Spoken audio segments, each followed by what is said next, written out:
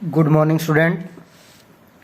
पिछली वीडियो में अपन ने वर्ण के जो दो भेद होते हैं स्वर और व्यंजन, उनमें से हमने स्वर के बारे में चर्चा की थी और आज इसका दूसरा भेद है व्यंजन, उसके बारे में पढ़ने वाले हैं। तो हमने पढ़ा था कि जो स्वर है उसका उच्चारण है जो स्वतंत्र रूप से होता है, लेकिन जो व्यंजन की परिभाषा क्या होती है कि जिन वर्णों का उच्चारण स्वरों की सहायता से होता हो, यानी जो अपने आप में स्वतंत्र रूप से ना बोले जा सकें, जिनको बोलने के लिए स्वरों की सहायता लेनी पड़ती है, उन्हें व्यंजन कहते हैं। तो हिंदी वर्णमाला में जो हमने पढ़ा कि टोटल 33 व्यंजन है, तो आगे व्यंजन के जो भेद हैं उनके बारे में चर्चा करते हैं अपन। व्यंजन के 3 भेद होते हैं। सबसे पहले है स्पर्श व्यंजन, अंतःस्थ व्यंजन और ऊष्म व्यंजन।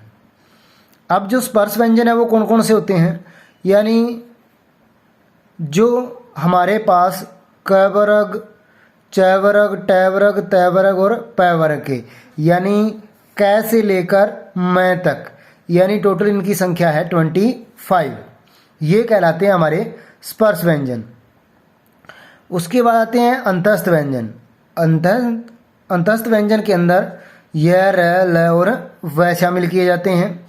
और उसके बाद है ऊष्म व्यंजन, यानी श, श, स और ह, ये जो चारों हैं किसमें आते हैं, ऊष्म व्यंजन के अंदर।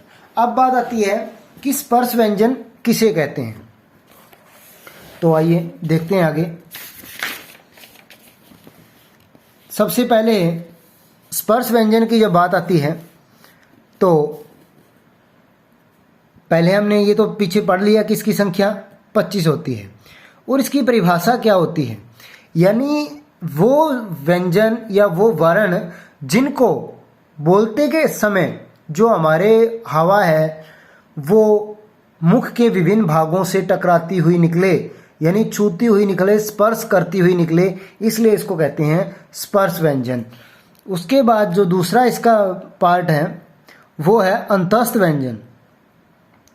अंतःस्थ व्यंजन क्या होता है कि जिनका उच्चारण करते समय जो जीभ है वो मुंह के किसी भाग को पूरी तरह से स्पर्श नहीं करती, या फिर ये कह सकते हैं कि जिनको बोलते समय या जिनका उच्चारण करते समय जो हवा है वो बिना किसी रुकावट के बाहर की तरफ निकलती है, उनको हम बोलते हैं अंतःस्थ व्यंजन।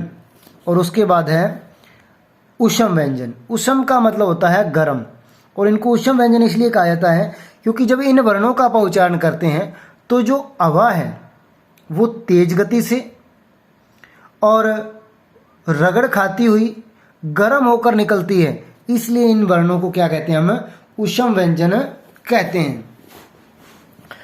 तो जो व्यंजन की तीनों भेद है वो आपको पता लग गया होगा। नेक्स्ट होते हैं संयुक्त व्यंजन। संयुक्त व्यंजन कौन से होते हैं कि जो विभिन्न व्यंजनों के जोड़ से बने हों, यानी 2 व्यंजनों के जोड़ से जो बने हों उनको हम क्या कहते हैं, संयुक्त व्यंजन कहते हैं। उसके बाद हमारा आ जाता है कि उच्चारण स्थान। नेक्स्ट आता है कि कौन से व्यंजन का उच्चारण स्थान कहाँ है। तो देखिए सबसे पहले कंठ, यानी गले से किसका होता है, जो क वर्ग वाली लाइन है। उसके बाद तालवे, यानी तालू से च वर्ग, य और श।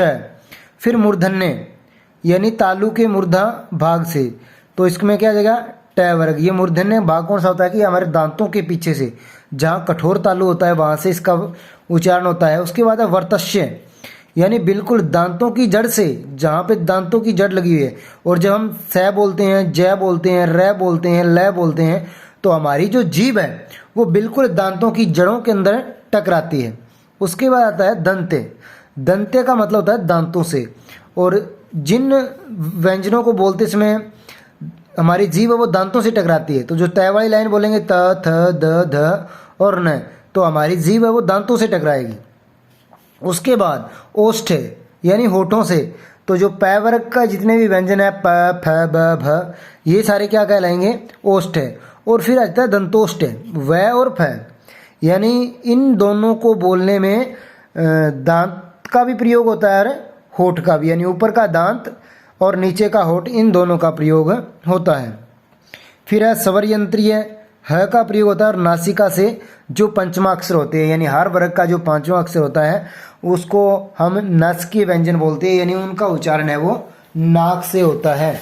अब आगे आ जाता है हमारे पास श्वास के आधार पर या प्राण वायु के आधार पर, जिसको कह सकते हैं अपन।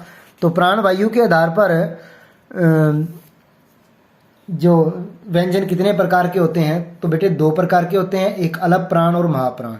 अलप प्राण का मतलब होता है कि जिन वर्णों का उच्चारण करते समय वायु की मात्रा कम प्रयोग होती है, यानी कम मात्रा में वायु बाहर की तरफ निकले, उसको हम अलप प्राण व्यंजन कहते हैं।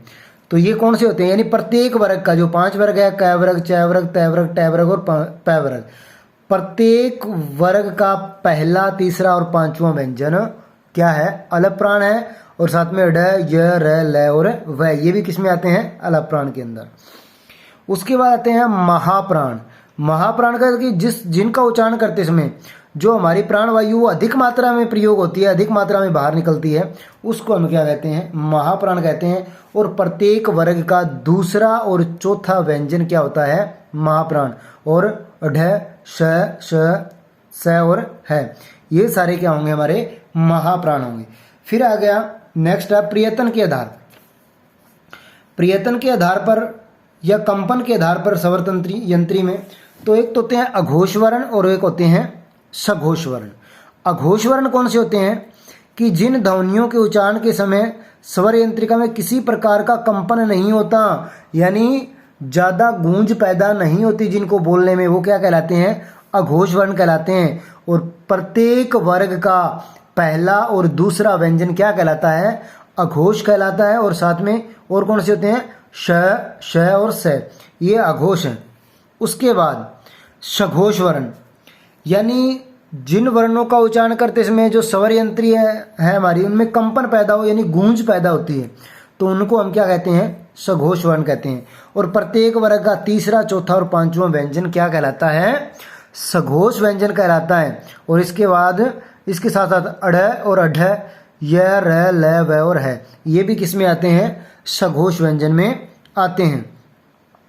तो स्टूडेंट, ये जो हमारा फर्स्ट टॉपिक जो था, सेकंड टॉपिक जो था वर्ण वाला, वो कंप्लीट हो चुका है। अब इसकी कुछ क्वेश्चन है जो आप लोगों ने करने हैं, और इसका बुक वर्क भी है साथ के साथ। तो देखते हैं आप लोगों को क्या करना है। एक तो ये देखिएगा, इसके 4 क्वेश्चन बनते हैं कि वर्ण किसे कहते हैं, यानी वर्ण की परिभाषा लिख देनी है। फिर स्वर और व्यंजन में क्या अंतर है। जब भी कोई 2 चीज़ों का अंतर बताते हैं ना, तो फिर क्या करेंगे? दोनों की परिभाषा लिख देंगे और अंतर अपने आप स्पष्ट हो जाएगा, यानी स्वर और व्यंजन दोनों की परिभाषा लिख देते हैं। उसके बाद अयोगवा किसे कहते हैं, तो इसकी परिभाषा भी पीछे हमने पढ़ी थी, आई हुई है, तो उसकी परिभाषा लिख दोगे। और आगे है प, फ, ब, भ, म का उच्चारण करके बताइए कि इनका उच्चारण स्थान कहाँ है। तो बेटे हमने पीछे पढ़ाई है और आपको पता भी लग जाएगा कि जब इनको हम पढ़ते हैं तो हमारे होठ है वो आपस में टकराते हैं, तो इनका उच्चारण स्थान क्या हो जाएगा? ओष्ठ हो जाएगा, ओष्ठ। तो लिख सकते हो आप। 4 क्वेश्चन आप लोगों ने अपनी नोटबुक पे कर लेने हैं। और उसके साथ ये बुक वर्क आप लोगों ने पूरा का पूरा खुद करके देखना है, खुद करना है एक बार। और बाकी मैं नेक्स्ट कल को इसकी पिक डाल दूंगा। जो भी चीज़ें आपको नहीं आती या आपको कोई लगे कोई गलत है तो उसको मिला लेना, मैं इनको सोल्व करके पिक डाल दूंगा, तो आप लोग इसको अच्छे से सॉर्ट आउट कर लेना। Thank you.